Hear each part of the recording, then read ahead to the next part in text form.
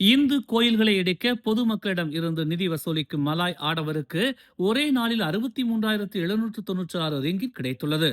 Tamim தாரி எனும் ஆடவர் தன் குடியிருப்பு பகுதியில் உள்ள 4 இந்து கோயில்களை இடித்து தரைமட்டமாக்க தனக்கு 2,36,205 ரிங்கிட் தேவைப்படுவதாக சமூக வலைதளங்களில் பதிவேற்றினார். சட்டப்படி இந்து கோயில்கள் அரசு நிலத்திலும் தனியார் நிலத்திலும் உறுதி செய்திருப்பதால் இந்த நிதியை கோருவதாக தமீம் தாரி எனும் ஆடவர் தெரிவித்துள்ளார். அவருடைய இந்த பதிவு இன்று நண்பகல் 3 மணிக்குள் அதிகமான பார்வையாளர்களுக்கு பகிரப்பட்டிருக்கும் நிலையில் இது பலருக்கும் விழிப்புணர்வு ஏற்படுத்தும் என தமீம் தாரி எனும் ஆடவர் தெரிவித்துள்ளார். 4 இந்து கோயில்களை அவர் அடையாளம் கண்டிருப்பதாகவும் அந்த 4 இந்து கோயில்களையும் அகற்ற இதுவரை 63,796 ரிங்கிட் கிடைத்திருக்கும் நிலையில் உண்மையான உணர்வு மிக்க ஒருவர் கோயில்களை இடிக்க முன்வந்துள்ளதால் 2,36,205 ரிங்கிட் தேவைப்படாது என்றும் இன்னும் 1,00,000 ரிங்கிட் கிடைத்தால் மட்டும் போதும் என்றும் தமீம் தாரி தெரிவித்துள்ளார். இந்து கோயில்களை இடிப்பதற்காக மலாய் ஆடவர் ஒருவர் சமூக வலைதளங்களில் நிதி திரட்டுவதற்கு எதிராக மலேசியா முழுவதும் புகார் அளிக்கப்பட்டு வருகிறது.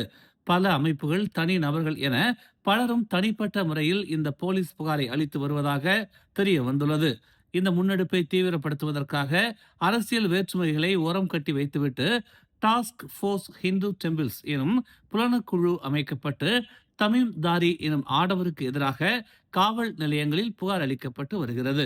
கிள்ளான், ஸ்ரம்பான், ஈப்போ, ஸ்கூடாய், மலாக்கா ஆகிய காவல் நிலையங்களில் இந்த புகார்களை பொதுமக்கள் அளித்து வருகின்றனர். இந்து கோயில்கள் குறித்தான அடிப்படை புரிதல் இல்லாத ஒரு சில தனிநபர்கள் முன்னெடுக்கும் இப்படியான செயல்களால் நாட்டின் அமைதி பாதிக்கப்படும் என்கிற நோக்கத்துடன் இந்த போலீஸ் புகார்கள் அமைய வேண்டும் என்று டாஸ்க் ஃபோர்ஸ் ஹிந்து டெம்பிள்ஸ் நிர்வாகிகள் கேட்டுக் கொண்டுள்ளனர்.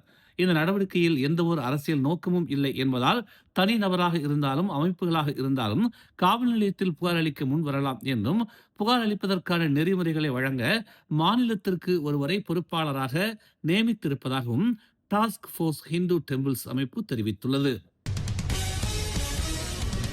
கோலாலம்பூர் டியூக் நெடுஞ்சாலையில் சட்டவிரோதமாக மோட்டார் பந்தயத்தில் ஈடுபட்ட ஒரு கும்பலை காவல்துறை மடக்கி பிடித்ததில் 14 முதல் 19 வயதுக்கு உட்பட்ட 40 சிறுவர்கள் காவல்துறையினரால் கைது செய்யப்பட்டனர். இன்று அதிகாலை ஒரு மோட்டார் சைக்கிள் கும்பல் சட்டவிரோத மோட்டார் சைக்கிள் பந்தயத்தில் ஈடுபடவிருப்பதாக நேற்று இரவு 9 மணிக்கு தகவல் கிடைத்ததும் 120 அதிகாரிகள் கொண்ட சிறப்பு காவல் படையுடன் டியூக் நெடுஞ்சாலையில் காத்திருந்து இக்கும்பலை அதிகாலை 3 மணிக்கு மடக்கி பிடித்ததாக கோலாலம்பூர் சாலை போக்குவரத்து குற்ற புலனாய்வுத்துறை தலைவர் முகமது ஜம்சூரி முகமது இசா தெரிவித்தார். சுமார் 200க்கும் மேற்பட்ட மோட்டார் சைக்கிள் கும்பல் அணிவகுத்து வந்திருந்த நிலையில் நெடுஞ்சாலையின் இரு பக்கமும் காவல்துறையினர் மடக்கி பிடித்தாலும் அவர்களில் பலர் தப்பி ஓடியதாக அவர் கூறினார். ஆனாலும் சுமார் 83 பேரை காவல்துறை சுற்றி வளைத்ததாகவும் அதில் 14 முதல் 19 வயதுக்கு உட்பட்ட 40 பேர் தடுத்து வைக்கப்பட்டதாகவும் அவர் தெரிவித்தார். ஸ்தாபாக், கொம்பாக், செந்தூல், காஜாங், செராஸ் ஆகிய பகுதிகளில் இருக்கும் இவர்கள் இந்த சட்டவிரோத மோட்டார் சைக்கிள் பந்தயத்தில் பங்கேற்றதாக முதற்கட்ட விசாரணையில் தெரிய வந்துள்ளது. சட்டவிரோதமாக மோட்டார் சைக்கிளின் பாகங்களை மாற்றி அமைத்திருந்த 83 மோட்டார் சைக்கிள்களை பறிமுதல் செய்ததாகவும் 343 சம்மன்கள் வழங்கப்பட்டிருப்பதாகவும் முகமது ஜம்சூரி முகமது இசா தெரிவித்தார். பாஸ் கட்சி பாசிர்மாஸ் நாடாளுமன்ற உறுப்பினரான அமாட் ஃபத்லி ஷாரி இந்து கோயில்களை அராம் என நாடாளுமன்றத்தில் குறிப்பிட்டிருப்பதை எம்ஏபி எனும் மலேசிய முன்னேற்ற கட்சி, எம்ஐபிபி எனும் மலேசிய இந்திய மக்கள் கட்சி, உரிமை கட்சி ஆகிய 3 கட்சிகளும் வாயை மூடிக்கொண்டிருப்பதாக டிஏபியின் ஜெலுத்தோங் நாடாளுமன்ற உறுப்பினர் ஆர்எஸ்என் ராயன் குற்றம் சாட்டினார். இந்த எம்ஐபிபி, எம்ஏபி, உரிமை ஆகிய 3 கட்சிகளும் பெரிக்காத்தான் கூட்டணிக்கு ஆதரவளிக்கும் கட்சிகளாக தங்களை அடையாளப்படுத்திக் கொள்கின்றனர். ஆனால் பெரிக்காத்தானின் அமாட் ஃபத்லி ஷாரி நாடாளுமன்றத்திலேயே கோயில்களை ஹராம் என வகைப்படுத்தியுள்ளார். இதற்கு இந்த 3 கட்சிகளின் நிலைப்பாடு என்ன எனும் கேள்வியை ஆர்எஸ்என் ராயர் முன்வைத்தார். பாஸ் கட்சி கோயில் ஹராம் எனும் வார்த்தையை பயன்படுத்துவதில் இந்த எம்ஐபிபி, எம்ஏபி, உரிமை ஆகிய கட்சிகள் ஏற்றுக்கொள்கிறதா என்று அவர் கேள்வி எழுப்பினார். அரசு நிலங்களையும் தனியாருக்கு சொந்தமான நிலங்களையும் ஆக்கிரமித்திருக்கும் கோயில்களை கோயில் ஹராம் என வகைப்படுத்தும் பாஸ் கட்சிக்கு இவர்கள் ஆதரவளிக்கிறார்கள். நாடாளுமன்றத்தில் பாஸ் கட்சி தைரியமாக நம் இந்து கோயில்களை ஹராம் என வகைப்படுத்துகிறது என்று அவர் தெரிவித்தார். தனியார் தோட்டத்தில் சட்டவிரோதமாக தங்கி வேலை செய்து வந்த 13 வெளிநாட்டினரை குடிநுழைவுத்துறை கைது செய்துள்ளது. குவந்தானில் உள்ள தனியாருக்கு சொந்தமான ஒரு தோட்டத்தில் பலகையால் அமைக்கப்பட்டிருந்த கூடாரத்தில் சட்டவிரோதமாக வெளிநாட்டினர் தங்கி இருப்பதாக உள்ளூர் தோட்ட தொழிலாளர் அளித்த புகாரின் அடிப்படையில் நேற்று இரவு பகாங் மாநில குடிநுழைவுத்துறை இச்சோதனையை மேற்கொண்டதாக தெரிவிக்கப்பட்டுள்ளது. கடந்த 2023ஆம் ஆண்டு வெளிநாட்டு தொழிலாளர்கள் இந்த தோட்டத்தில் பணியமர்த்தப்பட்டதில் இருந்து உள்ளூர்வாசிகள் வேலை இல்லாமல் அவதியுற்றதால் புகார் அளிக்கப்பட்டிருப்பதாக பகாங் மாநில குடிநுழைவுத்துறை தெரிவித்துள்ளது. தனியார் தோட்டத்துக்குள் சுகாதாரமற்ற நிலையில் இருந்த பலகை வீடுகளில் 53 வெளிநாட்டு தொழிலாளர்கள் தங்கி இருந்ததாகவும் அவர்களில் 40 வெளிநாட்டினர் மட்டுமே தொழிலாளர் உரிமம் கொண்டிருந்ததாகவும் 13 பேர் எந்த ஒரு ஆவணமும் கொண்டிருக்காததால் அவர்களை கைது செய்திருப்பதாகவும் பகாங் மாநில குடிநுழைவுத்துறை தெரிவித்துள்ளது. கைது செய்யப்பட்டவர்கள் அனைவரும் 21 வயது முதல் 40 வயதுக்கு உட்பட்ட இந்தோனேசியர்கள் என அடையாளம் காணப்பட்டிருக்கும் நிலையில் மேல் அதிக விசாரணைக்காக 13 நாட்கள் தடுப்பு காவலில் வைக்கப்பட்டிருப்பதாக தெரிய வந்துள்ளது. தேசிய போதைப்பொருள் தடுப்பு ஆணையம் பேராக்கில் மேற்கொண்ட சிறப்பு சோதனை நடவடிக்கையில் 37 மில்லியன் ரிங்கிட் மதிப்பிலான பல்வேறு வகையான போதைப் பொருட்களை பறிமுதல் செய்திருப்பதுடன் இருவரை கைது செய்துள்ளது. ஈப்போவில் உள்ள ஒரு சொகுசு பங்களாவில் போதைப் பொருட்கள் தயாரிக்கப்படுவதாக பெறப்பட்ட தகவலின் அடிப்படையில் ஒரு சிறப்பு குழு இச்சோதனை நடவடிக்கையை மேற்கொண்டதாக புக்கிட்டமான் தேசிய போதைப்பொருள் குற்ற புலனாய்வுத்துறை இயக்குனர் டாக்டர் ஹுசைன் ஒமார் கான் தெரிவித்தார்.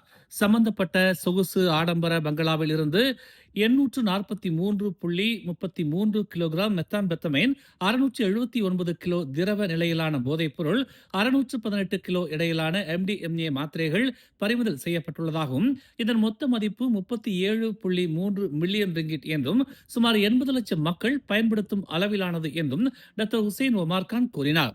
இந்த கும்பல் கடந்த 2024ஆம் ஆண்டு டிசம்பர் மாதம் முதல் செயல்பட்டு வருவதாக முதற்கட்ட விசாரணையில் தெரிய வந்துள்ள நிலையில் கைது செய்யப்பட்டிருக்கும் இருவருடன் தொடர்பில் இருக்கும் ஒரு வெளிநாட்டு ஆடவரை காவல்துறை கண்காணித்து வருவதாக டாக்டர் ஹுசைன் ஒமார் கான் கூறினார்.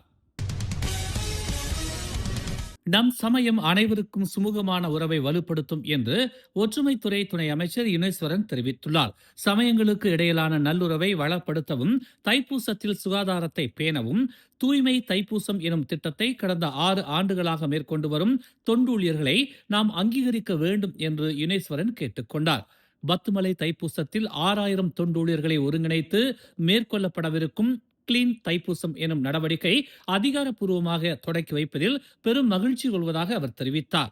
பொது இடங்களில் குப்பை போடுகிறவர்கள் மீது நடவடிக்கை எடுக்கும் சட்டம் அமலில் இருக்கும் இம்மாதிரியான சூழலில் தூய்மைக்கு முன்னுரிமை அளித்து குப்பைகளை முறையாக அகற்றுவதும் நம் பொறுப்பு என்பதை இந்த தூய்மை தைப்பூச திட்டம் நினைவூட்டுவதாக அவர் தெரிவித்தார். இந்த திட்டத்தை கடந்த 6 ஆண்டுகளாக மேற்கொண்டு வரும் கிளீன் தைப்பூசம் நடவடிக்கை குழுவினருக்கு நாட்டின் முதன்மை குடிநீர் நிறுவனமான ஸ்பிரிட்சர் ஆதரவை அளித்துள்ளது போல நாம் அனைவரும் ஆதரவளிக்க வேண்டும் என்று யுனேஸ்வரன் கேட்டுக்கொண்டார். நம் சமயத்தை நாம் பொறுப்புடன் கொண்டாடுவோம் என்று யுனேஸ்வரன் பக்தர்களுக்கு நினைவூட்டினார். பாஸ் கட்சியில் யார் பதவியில் இருக்க வேண்டும், இருக்கக்கூடாது என்பதை பாஸ் கட்சியின் தலைமை மட்டுமே தீர்மானிக்கும் என்பதால் பெசாத்து கட்சி அதில் தலையிட வேண்டாம் என்று பாஸ் கட்சியின் தகவல் பிரிவு தலைவரும் பாசிர்மாஸ் நாடாளுமன்ற உறுப்பினருமான அமாட் ஃபாத்லி ஷாரி எச்சரிக்கை விடுத்துள்ளார். பெசாத்து கட்சியும் பாஸ் கட்சியும் ஒரே கூட்டணியில் இருந்தாலும் அதன் எல்லையை கடந்து தீர்மானிக்க வேண்டாம் என்று அவர் கேட்டுக்கொண்டார். மாநிலங்களவை அரசாங்கத்தில் பாஸ் கட்சியை சேர்ந்த சட்டமன்ற உறுப்பினர்கள் மாநில அமைச்சர் பதவிகளில் இருக்க வேண்டுமா வேண்டாமா என்பதை பாஸ் கட்சி முடிவெடுக்கும். திரங்கானு, கிளந்தான், கெடா ஆகிய மாநிலங்களில் பாஸ் கட்சியின் தலைமையில் அரசாங்கம் அமைக்கப்பட்டிருந்தாலும் பெசாத்துவின் மாநில அமைச்சர்களை பாஸ் கட்சி தீர்மானிக்கவில்லை. அந்த கட்சியின் தலைமையே யாருக்கு எந்த பதவியை வழங்க வேண்டும் என தீர்மானித்து முன்மொழிந்தது. அப்படியான முன்மொழிவையே தாங்கள் ஏற்றுக்கொள்கிறோம் என்று அவர் குறிப்பிட்டார். இந்த அரசியல் நாகரிகம் பெர்லிஸிலும் இருக்க வேண்டும் என்று பாஸ் கட்சி விரும்புவதாக அமாட் ஃபத்லி ஷாரி பெசாத்துவிற்கு வலியுறுத்தினார். மேலும் செய்திகளை தெரிந்து கொள்ள தமிழ் மலர் இணையதளம், தமிழ் மலர் செயலி மற்றும் மலர் டிவி யூடியூப் சேனலை வலம் வாருங்கள். எங்களோடு இணைந்திருக்க மலர் டிவியை பதிவு செய்து கொள்ளுங்கள். உறவுகள் மகிழ்ந்திட விருப்பம் மற்றும் பகிர்வு சேவையை சொடுக்கிடுங்கள்.